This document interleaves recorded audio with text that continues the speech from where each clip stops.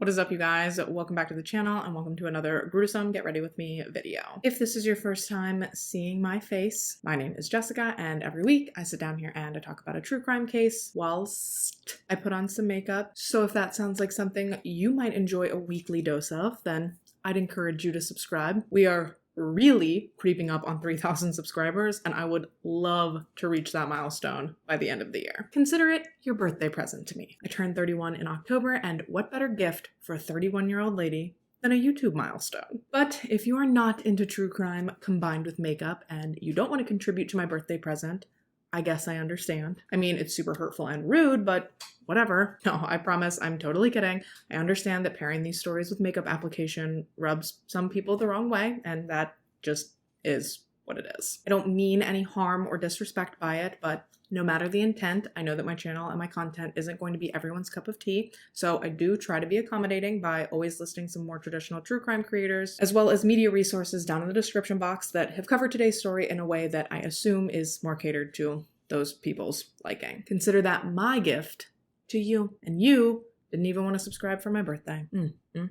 Anyways, with all of that said and done, for those of you who are sticking around, let's go ahead and get into today's case.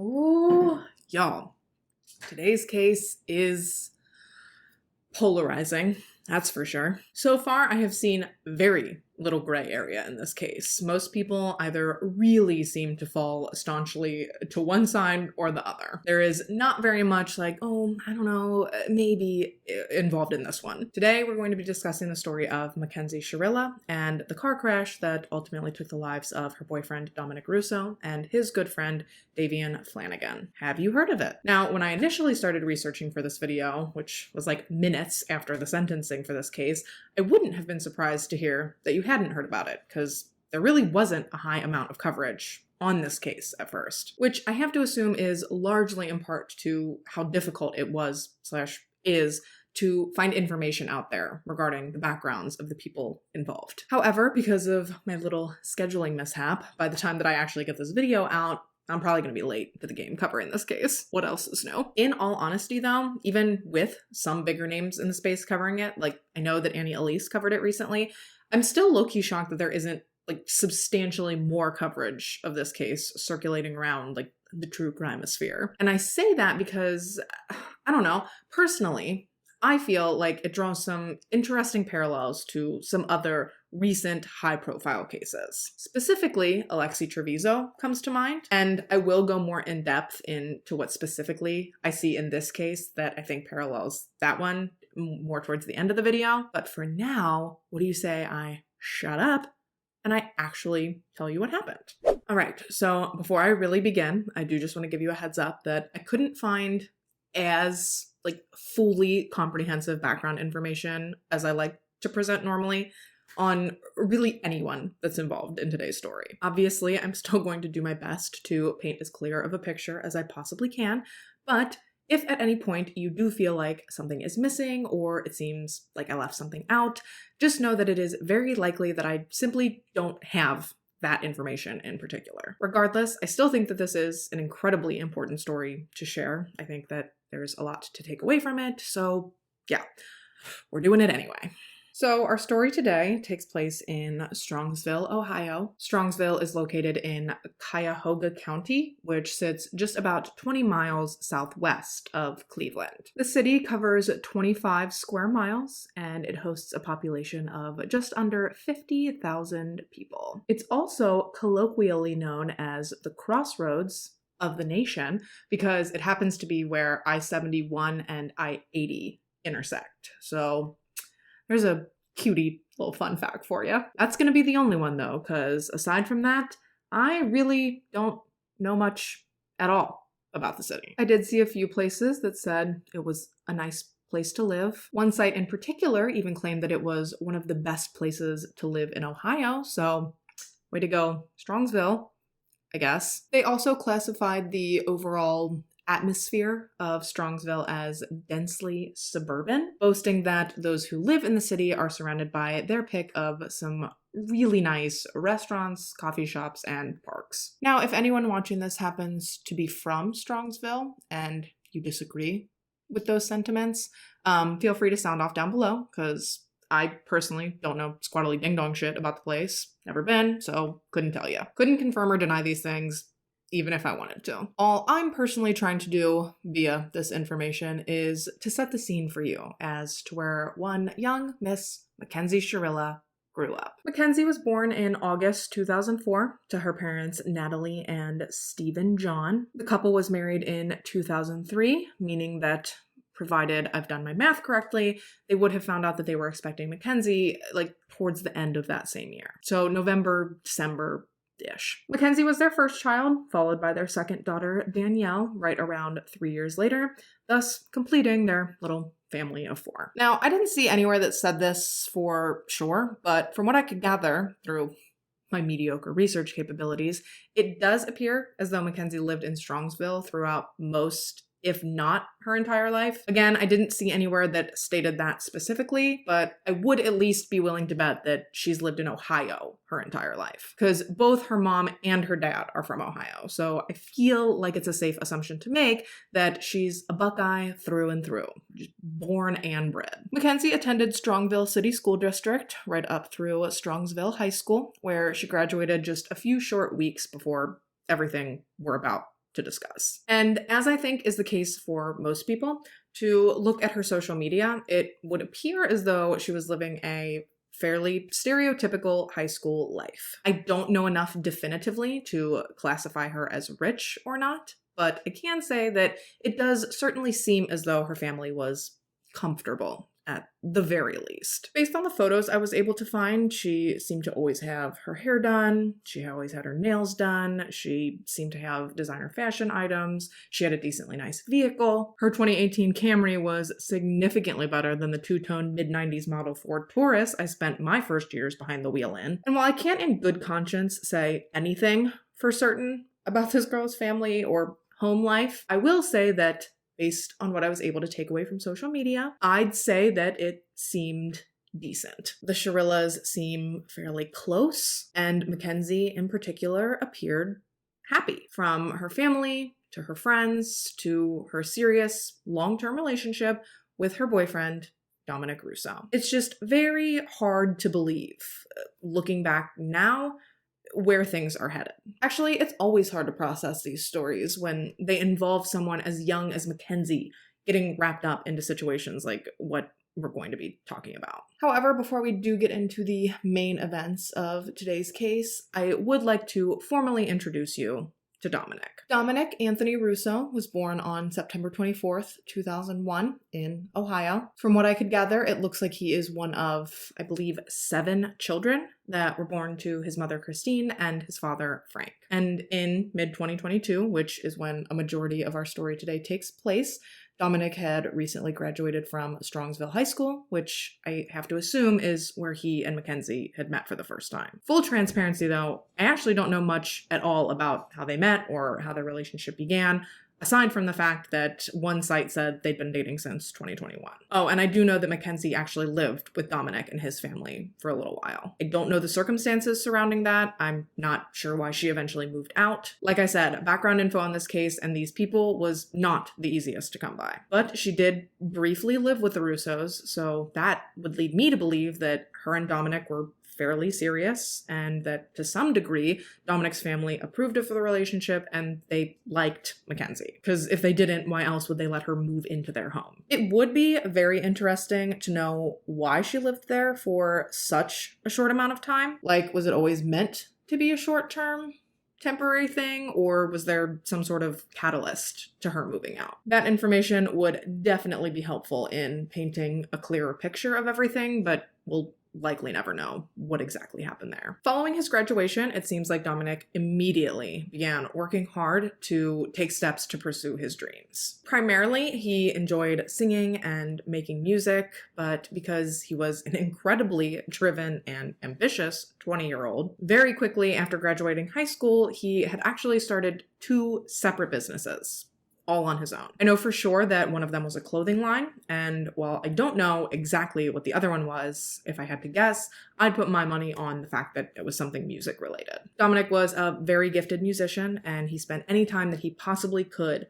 making music. It was definitely his passion. Whether it was by himself, with his brother, or with his good friend, who happens to also be the final key player in our story today, Davian Flanagan. Davian Markel Flanagan was born on March 11th, 2003. He was the oldest of 3 siblings, followed by his younger sister Divine, and then by their younger sister Dalia. And while to look at them in recent years, you probably wouldn't be able to tell this, but Davian and his sisters actually had a pretty rough couple of years towards the beginning of their lives. I don't have any specifics regarding what exactly the deal was, and I really don't think that those facts would be necessary to share anyway, but I do know that they were in foster care for a while after they were removed from their biological family's custody. And they remained in foster care until 2012, when they were formally adopted by Jamie and Scott Flanagan. And this seems to have been a pivotal turning point in the Flanagan siblings' lives. It really and truly looks as though that adoption completely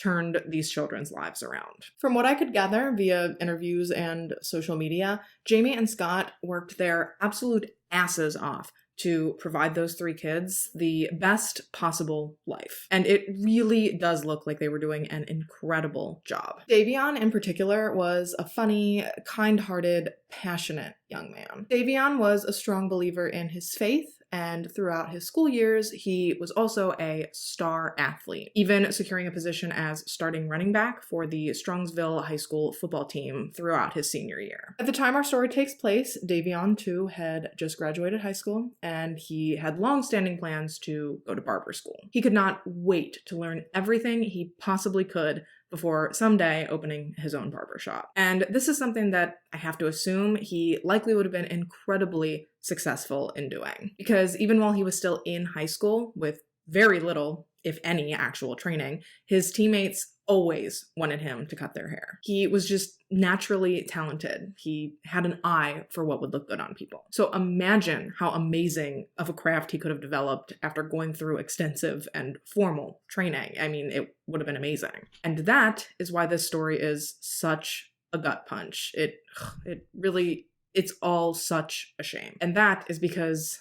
none of these 3 kids, not Mackenzie, not Dominic, nor Davian, would ever get the chance to grow up, to reach their full potential, or to live out their dreams. And what's worse is that 2 of them would never even get the chance to grow up at all. And that is because at just after 6 a.m. on Sunday, July 31st, 2002, Strongsville police received a call from a man who was out jogging and had stumbled upon a horrific car crash at the intersection of Progress and Alameda Drives. At first glance, it appeared as though the driver of the vehicle had lost control of the car. It looked like they lost control and they failed to stop at the intersection of Progress and Alameda before they ultimately slammed into the side of a 250,000 square foot building that belonged to a Plidco pipeline repair company. And when I say the car slammed into the building, I mean slammed.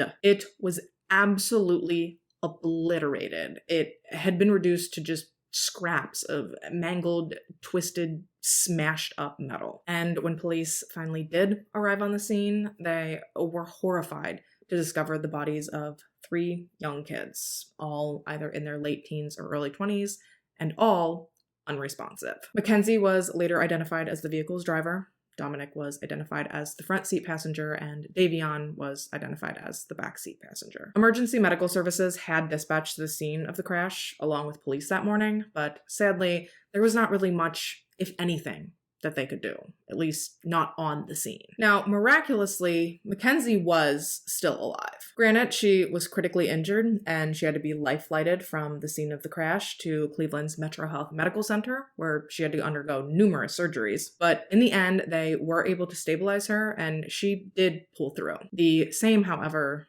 devastatingly could not be said for her 2 passengers. Both Davian and Dominic, who were just 19 and 20 years old at the time, were both declared dead upon arrival of first responders. So, as the surrounding community began to wake up and to get their Sunday mornings going, unbeknownst to them, for 2 Strongsville families, no Sunday, nor any day for that matter, would ever be the same ever again. As crews worked diligently to clean up the remainder of the wreckage from the crash, word about the crash started to spread throughout the tight-knit Strongsville community like wildfire. Rumors started circulating, social media did its thing, for better or for worse, and it did not take long for talk of the accident and the casualties to start making its way around. And this was all before any real information had actually even been released, which is gut-wrenching to think about. To think that the Flanagans and the Russos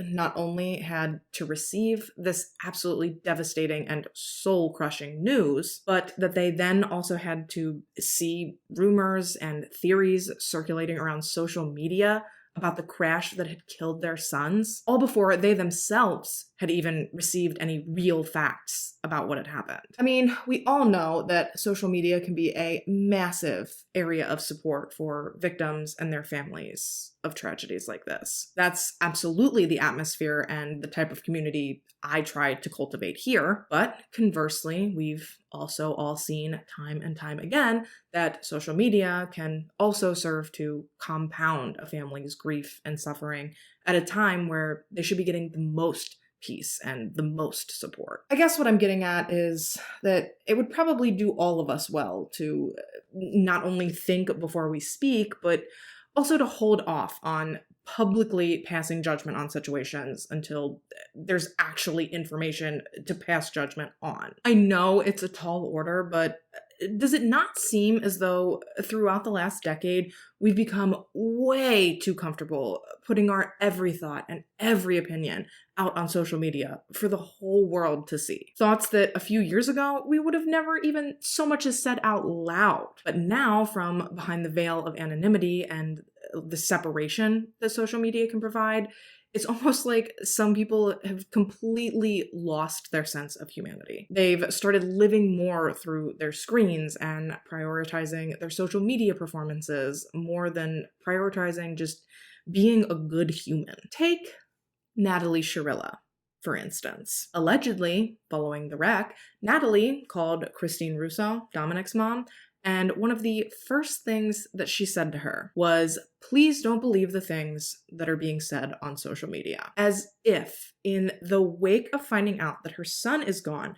Christine's gonna be monitoring social media pages for the town's latest hot goss. Get a fucking grip on your life, lady. Now, Natalie Shirilla does deny the fact that she said these things to Christine, so I'll let you come to your own conclusions regarding what kind of person you think Natalie is as our story progresses. But for now, before I get wildly ahead of myself, let's get back to the actual accident. Now, I mentioned a few minutes ago that while initially it was obvious that Mackenzie had failed to stop at the end of Progress Drive before she plowed over Alameda Drive and through the Plitco building's landscaping and then into the side of the 250,000 square foot brick building, it was not necessarily immediately obvious why this had happened. However, it did not take long for police to start coming up with a few theories. And most of these theories centered around the crash not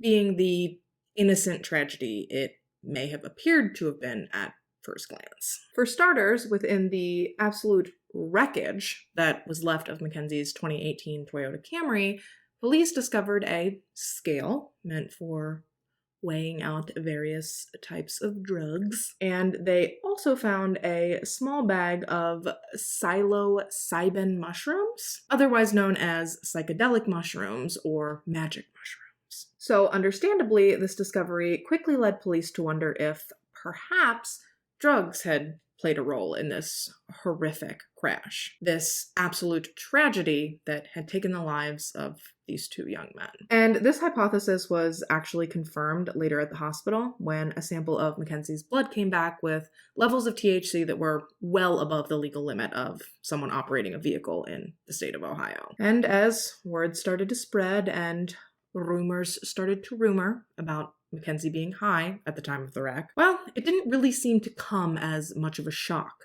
to people who personally knew her. According to statements I've seen floating around from people who claim to have known Mackenzie personally, allegedly she's been experimenting with drugs for quite some time. Some people have even said since as early as middle school. Obviously, take that with a grain of salt, as it's just something that I've seen floating around from someone who claims to have known her personally, so I can't speak to the validity of it. But I can tell you that Mackenzie herself does more or less confirm this later on, but for now, I digress. Oh, and I do feel like it's important to clarify quickly that although the psilocybin mushrooms were found in Mackenzie's possession at the time of the crash, it does not appear as though that flagged on her blood test as something that was present. Either way, though, as people began rapidly hearing confirmation that drugs may have played a role in this crash that robbed these two innocent young men of their lives, understandably, people were pissed. The community was infuriated by the notion that Davion and Dominic may have lost their lives simply because this, I'm sorry, but seemingly selfish and entitled girl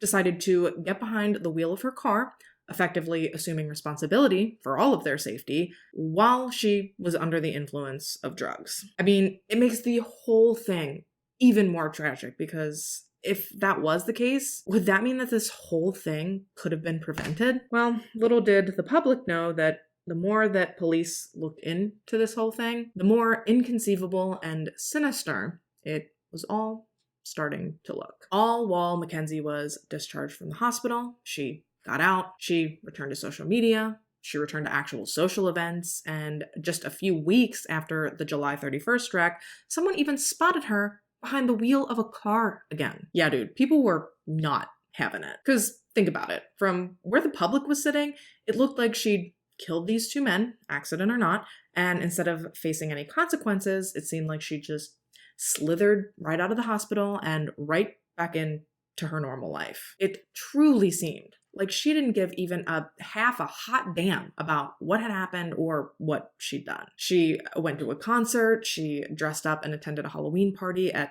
OU with her friends. She spoke openly to a modeling agency via public Instagram comments about hoping to potentially work with them in the future. Yeah, she crashed through the Plidco wall and just straight into Delulu land. Because not only was she doing these things in general, but she was voluntarily posting all of it on the internet, documenting it publicly for the whole world to see. And sure, everyone's got to try and move on at some point, but we're talking this shit was weeks after this wreck. She was still in a wheelchair when she went to whatever concert it was she went to. And the stuff that she was choosing to post on social media was just so incredibly tactless and insensitive. At one point, she posted a TikTok over a sound effect that said something along the lines of, "I'm one of those girls who can do a lot of drugs and not die." And at the end, she did this like Jim Carrey Grinch-esque smirk into the camera,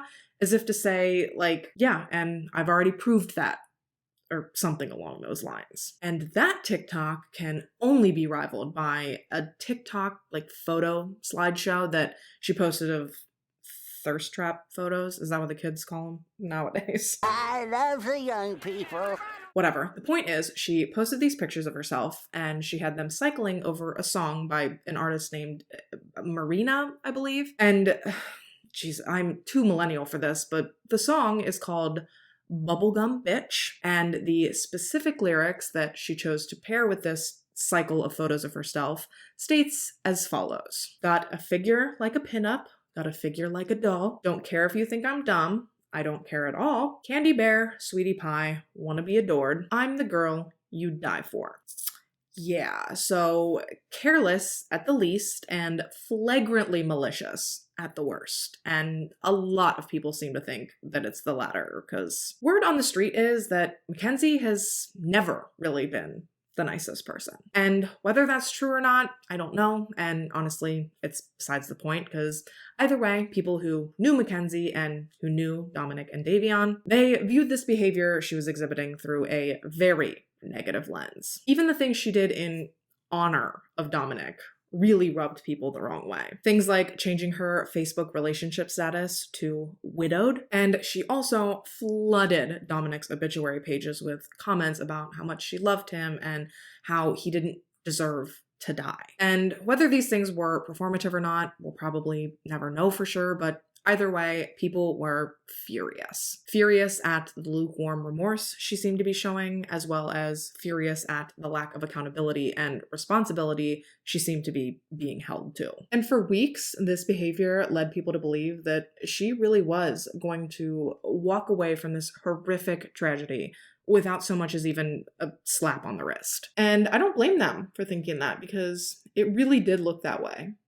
Right up until November 4th, 2022, when Mackenzie Shirilla was arrested. And I'm sure, much to her surprise, when Mackenzie was taken in, she learned that she would be facing upwards of 20 different charges, including aggravated murder, felonious assault, aggravated vehicular homicide, trafficking, drug possession, breaking and entering, vandalism, and desecration. She went from facing no repercussions to having the book thrown at her. I mean, god damn. Obviously, most of those charges were related to the events of July 31st. However, the breaking and entering charges, the vandalism charges, and the desecration charges had actually stemmed from an event a couple weeks prior where Mackenzie had allegedly broken into a church. But beyond that, all the charges came from the car wreck. And whether you're familiar with the story or not, you likely understand the reason for a majority of the charges. It's obvious where some of them came from and why they were being held against Mackenzie. However, the murder charges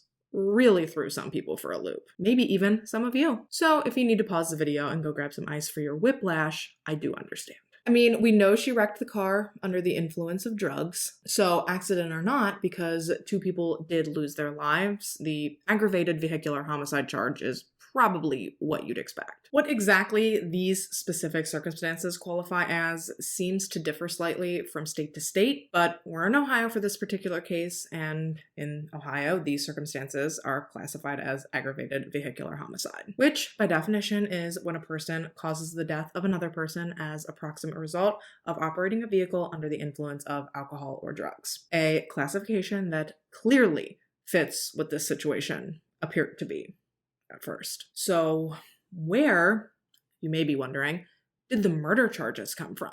Did the prosecution stretch before they made that leap? Well, you could say that. Following their investigation into the crash, investigators became convinced that Mackenzie, this freshly 18-year-old girl, well, they theorized that she had intentionally and deliberately wrecked her car into the Plitco building that morning in an effort to murder her boyfriend, 20-year-old Dominic Russo. Yeah, I'm sorry about the damage being done to your cervical spine throughout this video.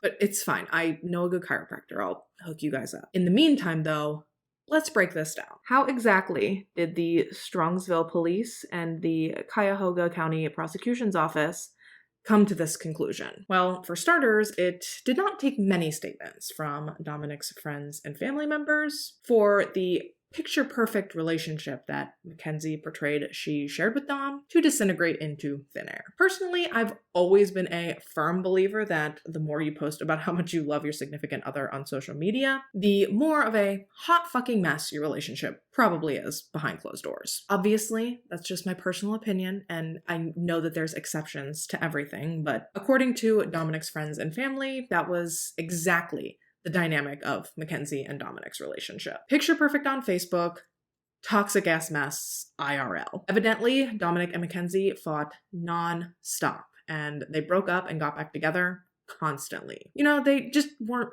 the most stable couple, which realistically, who is at 17 and 20? I don't know about you, but I'm not really expecting well-rounded, sophisticated, mutually respectful love from couples that are in their late teens or early 20s. Again, I know there's exceptions to everything, and that's all fine and dandy, but in this case specifically, Dominic's friends and family were actually able to provide multiple specific examples to back up these claims. Some even complete with audio recordings. For example, there was one audio file recovered from Dominic's phone on which you can apparently clearly hear Mackenzie and Dominic arguing. I guess Dominic wouldn't let her in his house, probably because she was acting crazy. She was banging on the door and yelling at him. She was giving him time limits and counting him down as a threat. She even told him that if he didn't open the door in like X amount of seconds, that she was going to key his car. She was calling him names and telling him that if he didn't open the door, the two of them were going to have a serious fucking problem. It very much seems like she was trying to assert her dominance over the situation and over Dominic as well. Basically, she was throwing a big-ass destructive fit to try and get her way. I just can't imagine why he wouldn't want to let her in. Seriously though, Dominic seems to have remained incredibly calm throughout this exchange. I only heard a tiny snippet of the recording, but it definitely came across as if Mackenzie was the one that was attempting to escalate the situation. But even knowing about this situation, which admittedly doesn't make her look great, it also doesn't necessarily lend in any way to the narrative that Mackenzie would have purposefully wrecked her car in an effort to murder her boyfriend. The next thing might, though. Let me set the scene. It's mid-July, so just a few weeks before the morning of the crash. Dominic and Mackenzie are in the car. They're driving down the highway, so if I had to guess, I'd say they were probably cruising right around, 70? When all of a sudden, this innocent little afternoon drive, out of nowhere, turns into an all-out brawl. The argument got so bad that Dominic actually ended up calling his mom, as well as a friend of his, in an effort to try to get someone to meet him somewhere to pick him up. He simply could not stand to be around or to be dealing with Mackenzie anymore, at least not that day. And given the apparent nature of the argument, putting some space in between he and Mackenzie probably wouldn't have been a bad idea. I mean, she clearly seems to have a temper, but the idea that Dominic would dare to abandon her during this argument, well, this seemed to set Mackenzie off even further. And this is when the friend that Dominic called alleges that while he and Dominic were on the phone, he heard Mackenzie tell Dom that if he didn't hang up the phone, she would not hesitate to wreck her car right then and there on the highway with both of them in it. Now, thankfully, we know it didn't come to that point that day. Rather, Mackenzie did finally end up pulling over and letting Dominic out of the car so he could be picked up by his friend. After, of course, that is, she verbally and physically assaulted him more as he got out of the car, allegedly. But yeah, the fact that Dominic's friend overheard this threat just weeks before Mackenzie ultimately did fatally wreck her vehicle with Dominic inside, well, if true, it definitely lends significantly more to the prosecution's narrative than just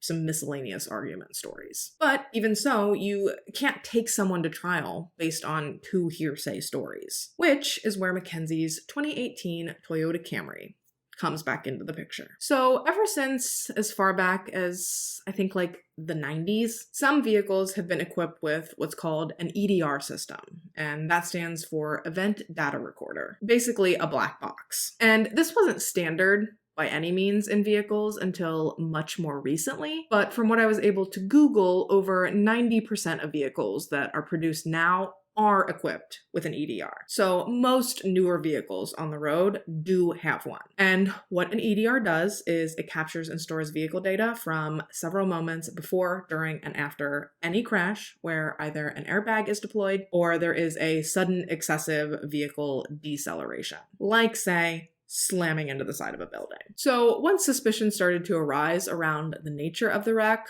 obviously, police were quick to turn to the data that had been collected by Mackenzie's Camry's EDR. Data that, let me tell you, certainly did not help any sort of case for the wreck actually being an accident. I mean, there was never any question that speed had clearly played a part in the seriousness of the crash. I mean, you could tell that just by the state of what was left of Mackenzie's Camry. But I genuinely do think it came as a shock to everyone to find out that not only had Mackenzie's EDR clocked her speed at the time of the crash at 100 miles an hour, but it also showed that she never once even attempted to engage her brakes. Didn't even give him like a tiny little tippy tap. Nothing. On the contrary, she actually had her gas pedal pushed all the way down to the floorboards. She was quite literally pedal to the metal, I'd assume in an effort to accelerate as fast as mechanically possible before she slammed into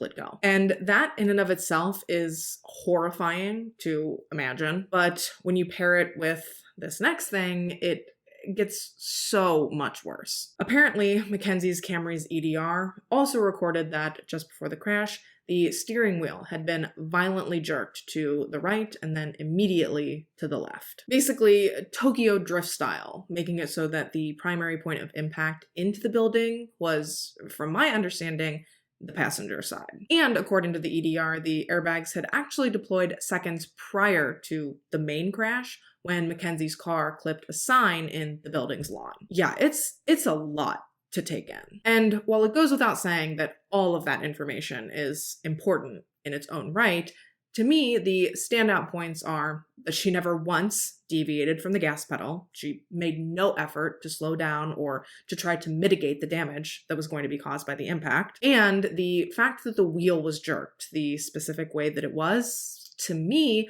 comes across as a deliberate attempt to make the passenger side of the vehicle bear the brunt of the impact. I don't know a lot about cars, but I do know how to drive, and to me, it sounds like the maneuver was done specifically to position the passenger side as the impact side. And if you're wondering how accurate this information is, like how reliable are EDR systems, turns out very. While they're not all necessarily exactly the same across the board, as of 2012, I believe, they do all have to meet the same set of specific standards designated by the National Highway Traffic Safety Administration. And overall, it seems like they have an average accuracy rating well within the mid to high 90s. But could Mackenzie's vehicle be in the odd 5 to 10% where the EDR doesn't accurately capture the events of a collision? Sure, 5 to 10% isn't a high percentage, but it does still pose a possibility, right? Well, not once you see the surveillance footage of the crash and the moments leading up to it,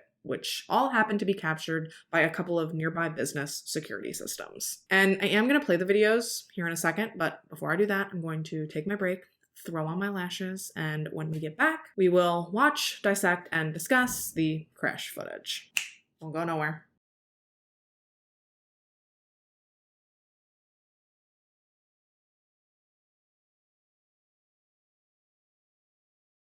Okay, so we're back, and before I do play this video, I don't want you to be like too worried or too apprehensive. It's not gruesome. You're not going to see the actual moment of impact. It's just basically the few seconds leading up to it. The footage is from two separate cameras. On the first camera, what you're going to see is Mackenzie's Camry heading southbound on Strongsville's Pearl Road. She's driving perfectly controlled. She seems like she's doing things perfectly intentionally. She's going the speed limit. She properly signals her turn off of Pearl Road and onto Progress Drive. Then that's when we switch cameras, and you don't immediately see Mackenzie in the frame of the second camera. It's a little further down the road, down Progress, than where Pearl intersects into it. But by the time she comes into the view of the second camera, she has accelerated significantly. You see her fly by the second camera. You kind of see the veering and the jerking of the steering wheel that the EDR picked up. And then you hear the vehicle slam straight into Plitko. Again, you don't see the actual impact, but it's still disturbing to watch because you're watching what you know to be seconds before these two men's lives ended. And to think of the absolute fear and terror that had to have been coursing through them just before that vehicle hit that building, it is sickening, and it makes the hairs on the back of my neck stand up. They knew that they were about to hit that building at such a terrifying speed, and there was nothing they could do about it. It is horrific. I will put a timestamp here for when I'm done playing it, just in case there's anyone who doesn't want to see it, which is totally valid. Only you know what you can emotionally handle, so please look after yourself. But for those of you who aren't planning to skip it, here we go. Oh, and I'm rewatching it here with you guys too, by the way. So here you can see she's coming down Pearl Road. You can clearly see her turn signal, and there's nothing out of the ordinary about her driving here. And then we switch to the second camera, and like I said, you don't see her right away, but if you listen, you can hear her car gaining speed. You hear it approaching, and then shoom, you just see her whiz straight past, and then you can kind of hear her slam straight into the building.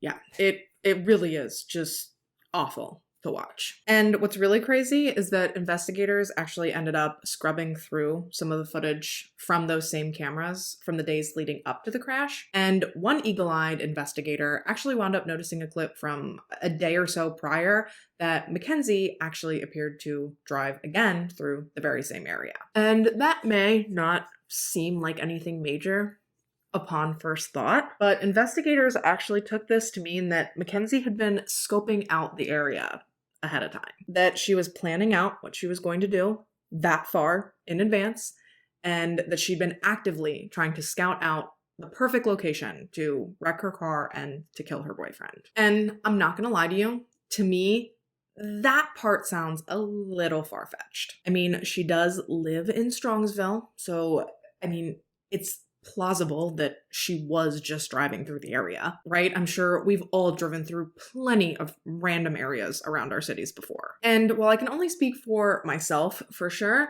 I certainly don't think that it indicates that any of us are out cruising around planning out some sort of elaborate murder. However, the investigators and the prosecution disagree. So this area is known as the Progress Business Park, which, just like it sounds, is an area of town that's made up primarily of businesses. And we're not talking like shopping areas and restaurants or anything like that, strictly buildings like Plidco, either industrial style buildings or office style buildings that, from what the investigators could gather, Mackenzie really wouldn't have had any reason to be at. They felt as though she had no reason to be there in the days prior to the accident, and they certainly didn't think that she had any reason to be there before 6 a.m. on a Sunday. Neither she, Dominic, nor Davion lived anywhere near the business park. There were no businesses in the area that were even open at that hour, let alone anything that had anything to offer these three young kids. So to investigators, it just really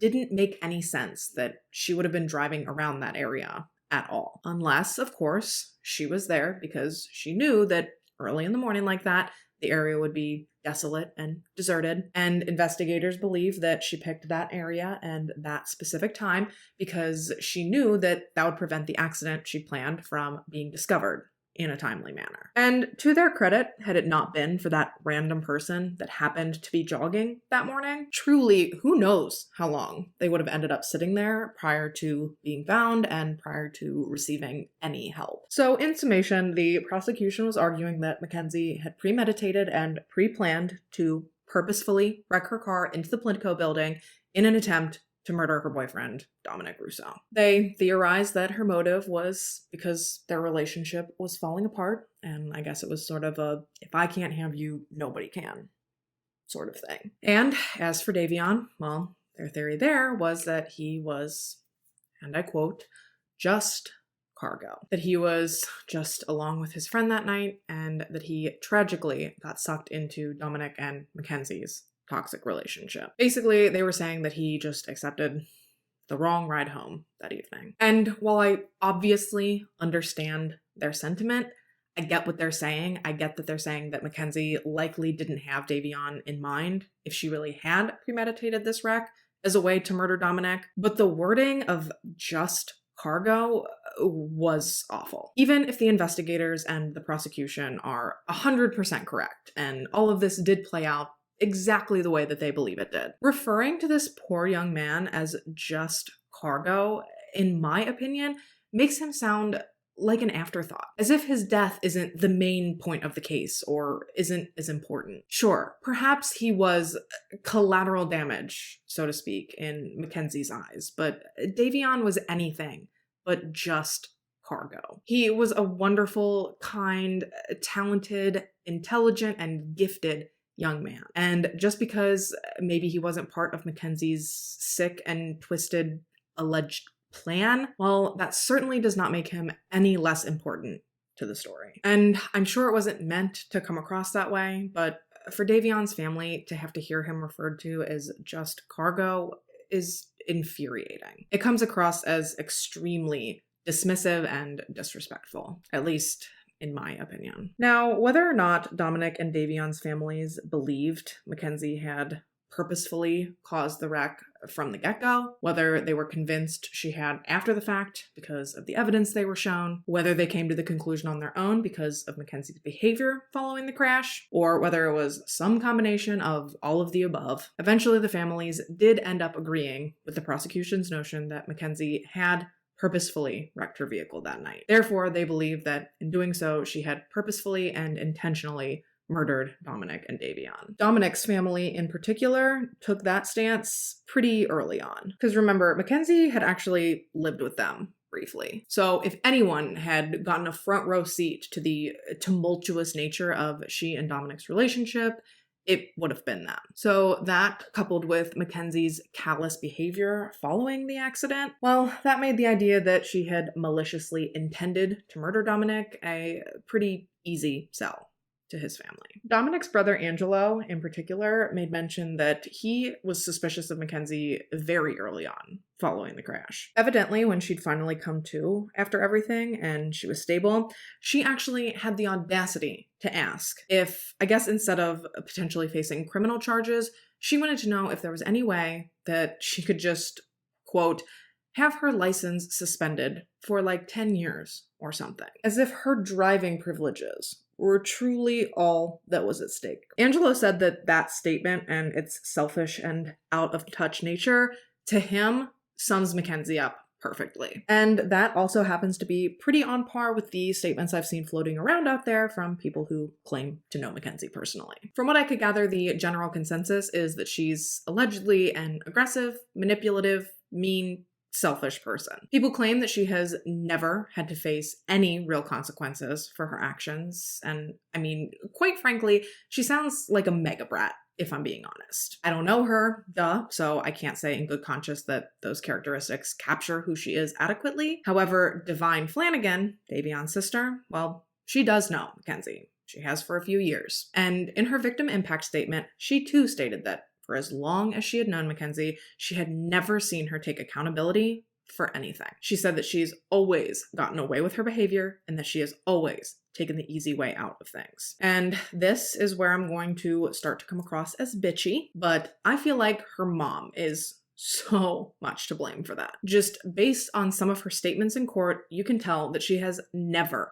let her daughter experience even a single repercussion for anything her entire life. It is very much giving Alexi Treviso and her mom. And I just do not understand what these parents are thinking, sheltering their kids like to the extreme like this. I get wanting to protect your kids, obviously, but you have to find a balance, because if you don't teach them that there are consequences to their actions, someday someone will. Case in point, this case and Alexi's case. And much like with Alexi's mom, I don't think I'm alone in my less than glowing opinion of Natalie Shirilla, or at least of how she handled this whole situation, but I will get more into that shortly. But for now, switching gears, we've gone over the bulk of what the prosecution was arguing and the evidence that they were presenting to bolster their case, but we have yet to discuss Mackenzie's defense and their strategy. What did that look like? Well, Mackenzie in particular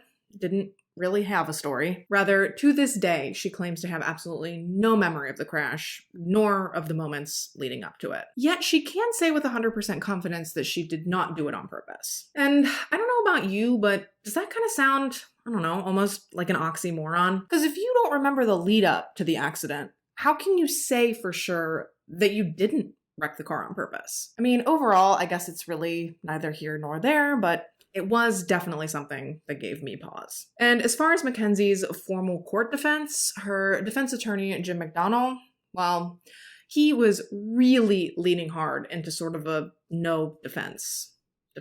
And what I mean by that is he seemed to really bank on his belief that the prosecution would not be able to prove their case for murder beyond a reasonable doubt. And actually, he was so confident in this that when Mackenzie was offered a plea deal, under his guidance, she actually turned it down. And I'm not sure exactly what the parameters of the deal were, just that if she pled guilty to the murder charges and the drug possession charges, then I'm assuming she would have been guaranteeing herself less time than she was potentially looking at if she did go to trial. I'm not sure of the exact sentence they were offering her, though. And it doesn't really matter because, like I said, she declined the prosecution's deal and instead she did opt to take her chances in a trial. Oof, and not just a trial, but for some reason, she opted for a bench trial. So she decided to put her fate solely in the hands of a single judge rather than in the hands of a jury. And okay, so theoretically, I understand why someone might think it would be easier to convince one person of their innocence than it would be to convince 12 people. But personally,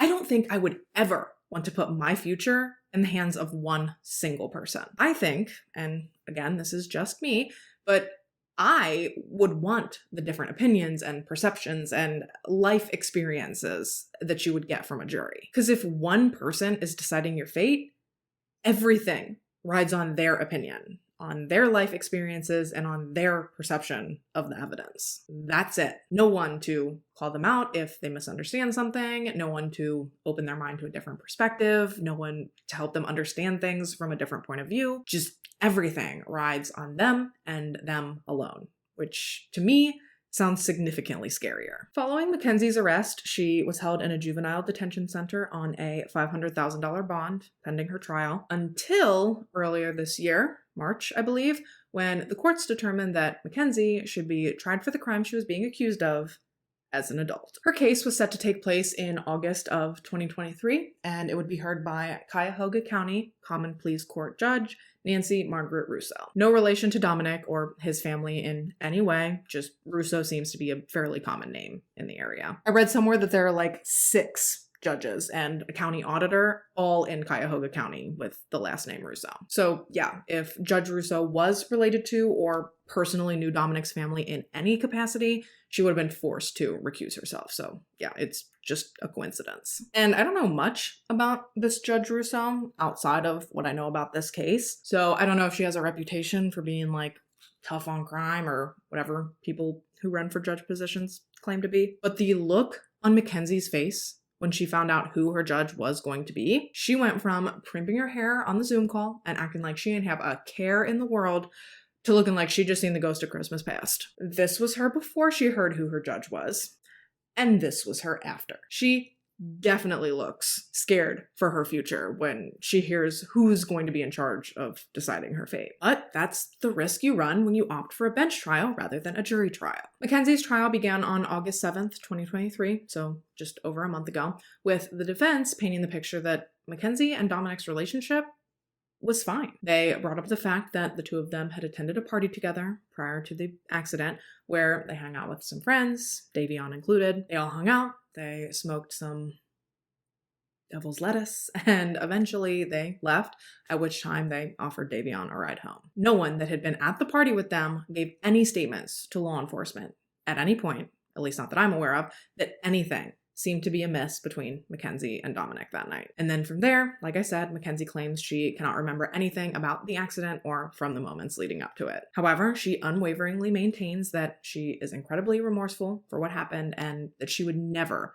do something like that on purpose. Her attorney, Jim McDonnell, did his best, I guess, throughout the trial to paint the picture that while yes, it was terrible, the crash was simply nothing more than a tragic result of kids being kids. He argued that because there was no way for us to ever know exactly what happened in the car, that there's no way that anyone can believe beyond a reasonable doubt that present in the mind of Mackenzie was a specific intent to cause the death of her boyfriend and their friend. Instead, he stated on numerous occasions that the court could not prove anything beyond maybe the fact that Mackenzie was a reckless driver. However, in no way, shape, or form did he believe that they could prove that she was a cold-blooded killer. Judge Russo, on the other hand, saw things much differently, much more in line with the prosecution. Mackenzie's trial lasted for 4 days before on Monday, August 14th, 2023, Judge Nancy Margaret Russo found Mackenzie Shirilla guilty of murder, drug possession, and possessing criminal tools. And she did not tiptoe around her opinion of Mackenzie. She hammered home the fact that she believed that Mackenzie's actions were controlled, methodical, deliberate, intentional, and purposeful, and that what happened was not reckless driving, it was murder, which in Ohio carries a mandatory minimum sentence of 15 years to life in prison. So because of this mandatory minimum, Judge Russo actually had very little discretion over Mackenzie's sentence. Really, the only thing she could make a decision on was whether or not Mackenzie's 2 murder charge sentences would run consecutively or concurrently. So would Mackenzie's time be served back to back or at the same time? Would she be eligible for parole in 15 years or in 30. Her sentencing hearing took place exactly a week after Judge Russo gave her verdict, and on August 21st, Mackenzie was sentenced to concurrent sentences for the murders of Dominic and Davion. And from all of the court footage that I've personally seen, it doesn't seem as though it was until Mackenzie was found guilty that she ever seemed to show any remorse or really any emotion at all. And in my opinion, that begs the question, who was she really crying for in that moment? At her sentencing hearing, members of Dominic and Davion's families were given the opportunity to address the court and to address Mackenzie, an opportunity that multiple members of both boys' families did take. Davion's mother and sister, as well as Dominic's mother and brother, all took to the podium and gave incredibly beautiful and eloquent and heartfelt speeches honoring the boys. And these speeches serve to give the court the tiniest snippet into what this tragedy had done to them and to their families. I'm going to link a video with their statements in it down below because truly, I think that they're worth listening to. Sure, I could go over their statements here, but personally, I think it does Dominic and Davion much more justice to hear about them straight from the mouths of those who knew them and who loved them the most. Who am I to shorten, condense, paraphrase, or even repeat word for word these statements that I have to imagine they probably agonized over for such a long time. As for Natalie Shirilla's statement, though, to say she missed the mark, well, that would be a gross understatement. Everything she said was so incredibly self-serving and so tone-deaf. Just, oh God, it was terrible. She barely mentioned Dominic and Davion at all. She rushed past very half-assed condolences to the boys' families throughout just like the first few seconds of her statement, before she then just proceeded to verbal diarrhea a bunch of absolute nonsense, attempting to defend not only her daughter, but she was also trying to defend herself against things that had been said throughout the trial, as well as within some of the boys' families' statements. First and foremost, she made sure to deny mentioning social media to Dominic's mother in the very first conversation she had with Christine after her son had died. She also tried to claim that she was the one who'd been commenting back and forth on Instagram with that modeling agency following the wreck. Like, this woman is clearly chronically online. She seems far too consumed with social media and with her public image. I genuinely think that she and her daughter believed that there were going to be no lasting repercussions for what happened. As if Mackenzie was gonna, run off to LA and kick up a modeling career in the wake of killing 2 innocent people by driving like an asshole. The delusion does seem to run deep in this family. From there, she went on to argue just how much Mackenzie loved Dominic, how he was her whole world, and how she never in a million years would have intentionally hurt him, that she'd been a shell of a person following his death. She even claimed that Mackenzie would not have gone out to all the social events she had following the crash had it not been at Natalie's behest. She claimed that she could not stand seeing her daughter so sad, and that when she got the invitation to go out to OU and party for Halloween, Natalie had been the one to urge her to go out. She wanted her to go out and to have a moment of fun, away from all the heartache. But answer me this, Natalie. Do the Russos and the Flanagans get to go out and have a moment of fun? Do they get a moment away from everything? Because the last time I checked, the answer was no. Sure, they'll have happy times again in their lives. I'm sure of it. Perhaps they've already had some in the wake of this nightmare. But even so, every single happy moment that they've had since then, or that they'll ever have again, is now marred by the fact that one of their loved ones, who should be there, isn't. So maybe Mackenzie should have just stayed home and skipped the parties for a while, because it really wasn't a good look. Okay? Ooh, that was the worst part about Natalie's statement, and I don't even think that I mentioned it. Throughout the entire statement, she aggressively said, okay, every seventh word. Okay, okay, okay, okay, okay, okay, okay, okay, okay, okay. It was like she was saying, I've given you an explanation, and now that I've explained things, you have to believe me. Okay? Seriously, with peace and love, she probably would have been better off to have just not given a statement at all, because what she came up with was embarrassing. Actually, it was so bad that Judge Russo had to call her out for it, for spending the whole time trying to save face rather than actually focusing on the victims. I'm hearing an awful lot about your daughter. I'm not hearing very much about the two dead people.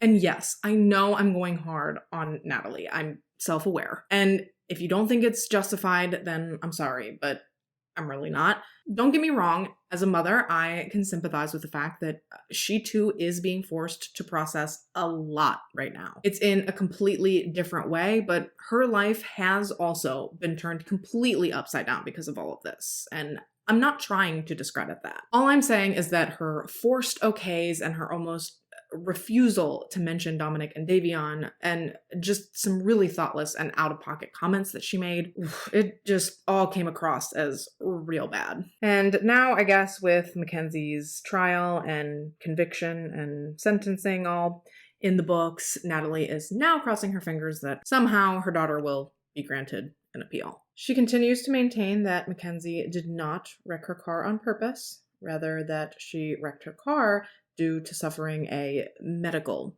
episode. Yes, Natalie wants everyone to believe that the events of July 31st took place because Mackenzie suffers from postural orthostatic tachycardia syndrome. More commonly known as POTS, postural orthostatic tachycardia syndrome, is a condition where excessively reduced volume of blood returns to the heart after an individual stands up from either lying or sitting down. As a result, people who suffer from this frequently experience symptoms such as lightheadedness, rapid heartbeat, or even fainting spells if they stand up suddenly. And from my understanding, these symptoms are fairly quickly relieved by just lying back down. And please don't take that to mean that I'm discounting POTS as a condition or trying to make it seem like it's not a big deal. I'm sure that it significantly complicates the lives of those who suffer from it. That said, though, I fail to see how, even if Mackenzie does have POTS, how that's relevant to the car wreck. Unless Mackenzie suddenly stood up in her car while she was driving down Progress. Or am I not understanding POTS correctly? Can the symptoms just randomly come on in addition to when transitioning from sitting or laying down to standing? And that's a genuine question. If anyone does know more about POTS than I do, please feel free to sound off down below. But if the symptoms can strike at any time, wouldn't that be something that Mackenzie would have had to disclose when obtaining her driver's license? Don't they ask you when you get your license if you have any medical conditions that may interfere with your driving? I hope so, because it seems dangerous to haphazardly put people out onto the road who are prone to spontaneously passing out behind the wheel. And no, I'm not saying that people who have POTS shouldn't drive, not at all. I'm simply saying that whether or not Mackenzie actually even has POTS, I think that they're reaching with that argument. Regardless, though, I personally don't think that Mackenzie has a real great shot with any appeals. I think, given that prior to turning onto Progress Drive, she was clearly in her right mind, driving the speed limit and properly using her turn signal. Plus the fact that there wasn't a single skid mark on the road leading up to the crash site, which helps to support the EDR findings that Mackenzie never once hit her brakes. I just don't see what argument Mackenzie's team could possibly present that would adequately negate all of those factors. Which brings me to the part of the video that I have been absolutely dreading. My personal opinion. Okay, so after hours of research into this case, where I have personally landed doesn't exactly fall in with the majority of opinions on this case. But before I elaborate on that, I want to make it abundantly clear that I absolutely do think Mackenzie is 100% to blame for Dominic and Davion's deaths. She deserves to be in prison and she deserves to be held accountable for destroying so many people's lives. I unwaveringly and wholeheartedly think that she did wreck into the Plitco building on purpose. So overall, I'd say that I agree with 95% of what the prosecution theorized. The only thing I don't feel totally comfortable saying, for sure, is whether or not Mackenzie actually set out that night to murder those boys. Take your hands off the keyboard. Let me explain. I just think it seems unlikely that someone could plan and execute a murder like this with so many factors that you can't control. To plan it and to have it play out perfectly and to walk away from it unscathed, that's a lot of credit to give to some dumb 17-year-old. Throughout all the research I did into this case and into what happened, personally, I found myself leaning more towards a very slightly different situation. Personally, what I believe happened is that after the party, while in the car on the way home, Mackenzie and Dominic got into some sort of fight. Because remember, according to their other friends from the party, everything between them seemed fine. So I think they got into a fight in the car. I think Mackenzie started up with her bullshit. She started calling him names and doling out empty threats. But I think that this time, Dominic was so over this song and dance that either he didn't react at all, or maybe on the other end of the spectrum, maybe this time he gave her a piece of his mind right back. Either way, though, I think to one degree or another, Mackenzie was not getting the reaction out of him that she was trying to elicit. And I think that is when she escalated things and began accelerating towards Plitco. I think it started out as a way to sort of, I don't know, I guess prove her point, like to make him listen. I feel like he had probably just heard all of her threats so many times before that likely they didn't have the same impact on him as they once had. So she started speeding the car up to show him that he should believe her threats because they were not empty. Actually, you know what I keep coming back to is, to me, this whole thing is giving Christian Andriacchio and Whitley Goodman vibes. Like the whole gun to the head, do you love me thing.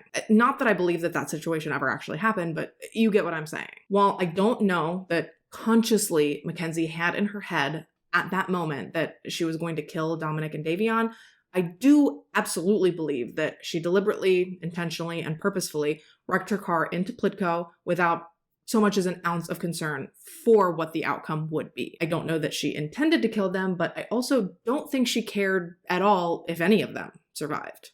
Does that make sense? Like, truly, the difference between my theory and the prosecution's theory is, like, wafer thin. And I could absolutely be wrong.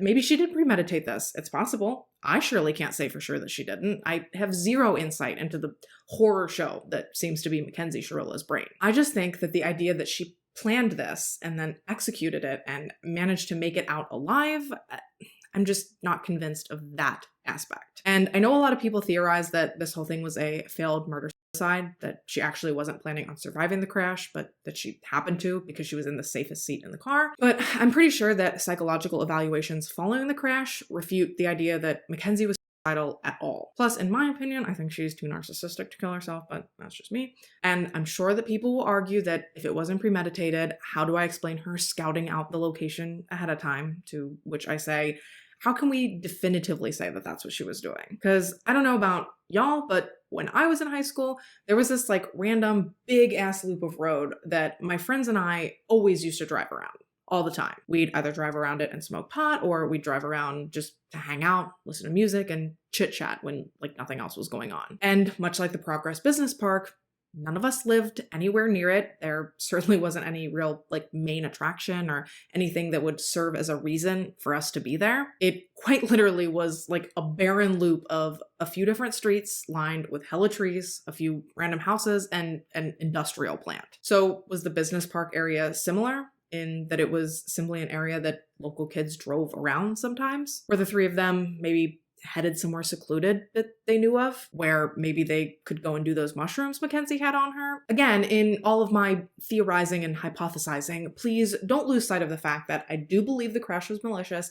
I think it was on purpose, and I think she deserves to be in prison. Personally, I think she seems like an entitled brat. I don't think she seems like a very nice person at all, but I just don't know if I believe that she pre-planned their deaths ahead of time. To me, I just don't think that theory extinguishes any and all reasonable doubt. But with that, you have to take into consideration that there's a lot of information I'm not privy to. I wasn't at the trial, and it wasn't televised or broadcast in any way. So despite the plethora of information I do have, there is still likely considerably more that I don't have. And I know my opinion is unpopular, and I fully intend on receiving a lot of flack for it, but just remember, the only difference between my theory and the prosecution's theory is, did Mackenzie actually have the conscious thought of, I'm going to wreck this car to kill them? Other than that, I don't believe Potts is to blame. I don't think the crash was an accident, and I don't think that she can't remember. And I certainly don't think that her vehicle malfunctioned, which is a whole other theory I've seen floating around. I guess I'll give you the SparkNotes version of that quickly.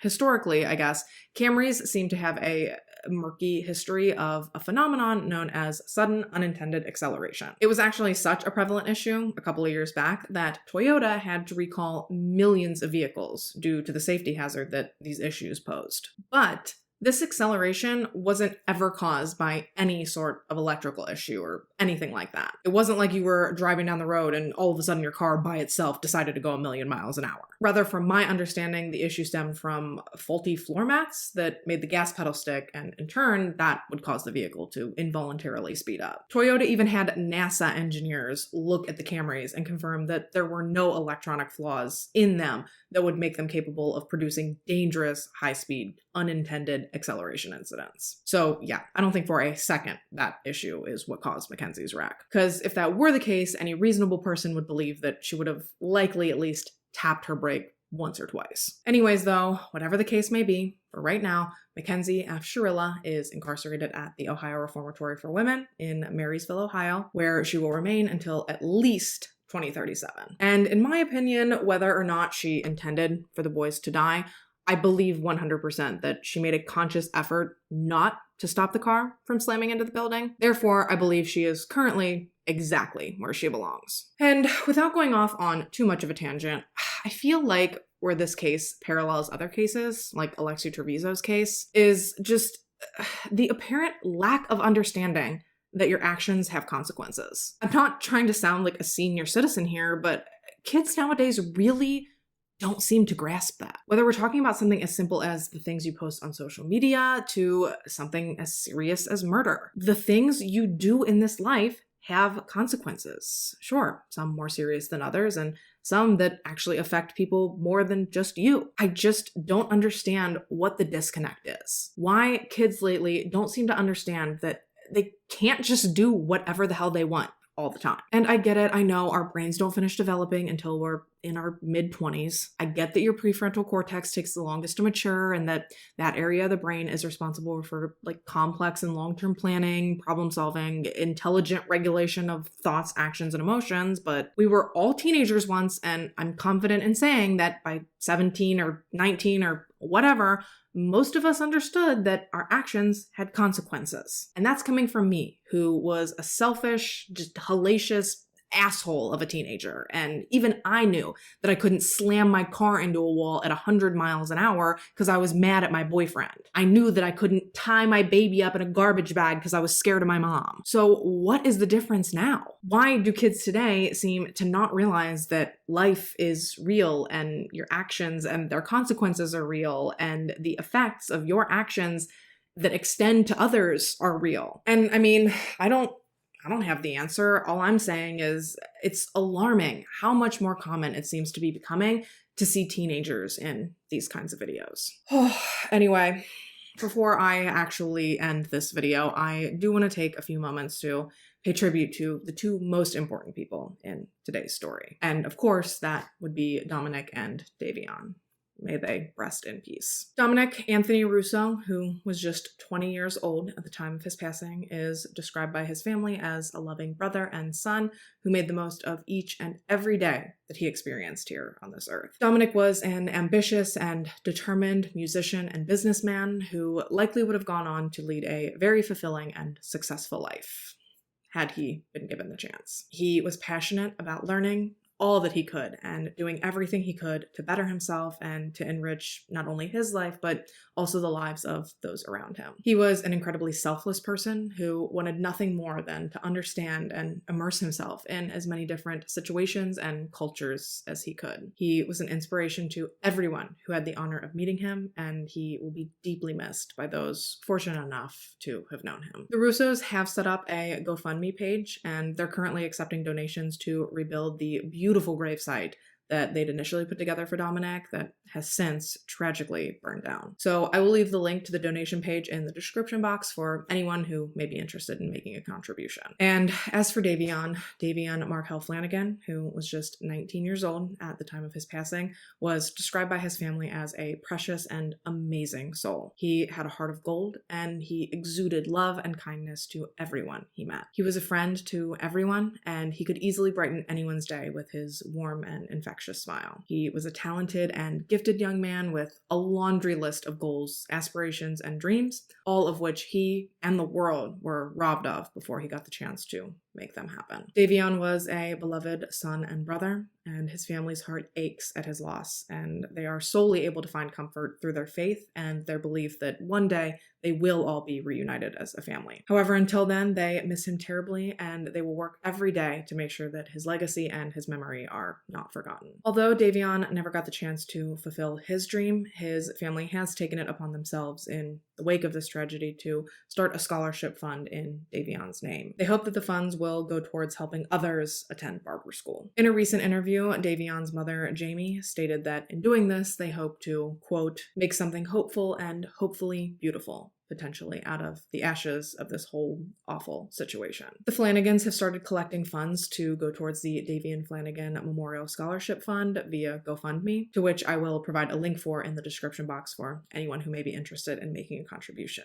And with that, you guys, we are about wrapped for today. Let me know your thoughts on this case in the comments down below. Do you think this was murder, or do you truly believe it was just a horrific accident? Or are you one of the few who fall somewhere in the middle, like me? I know that this one is very polarizing, so if we could please keep it respectful in our discussions, especially when addressing any potential differences of opinions, I would really appreciate it. As always, I thank you so much for taking the time to watch this video and to listen to this story. If you have a case or a topic you'd like to see me cover, please fill out the request submission form that I have linked down below in the description box, which is also where you'll find all of the details and links for the products I used throughout today's video. If you haven't already and you'd like to, go ahead and subscribe to my channel. I put out new videos almost every week. I post for 4 consecutive weeks, and then I take a scheduled skip week. But if you turn on your post notifications, you'll always be notified when I do post. That way, you'll always be sure to catch me back here in my next one. But until then, stay safe and have a good week. Bye, guys. That was absolutely disgusting. Where in the hell? Okay, I was like, do I ever? Oh, hello. How long has that been there? Hopefully not long. That's embarrassing. How do I lose stuff like this? Like, you take it off, you set it down. Where the hell does it go? Christ. As of 12... was... gotten away with it. This freaking pimple, man. Fucking cleft the boy chin wonder. That what? A tone tap.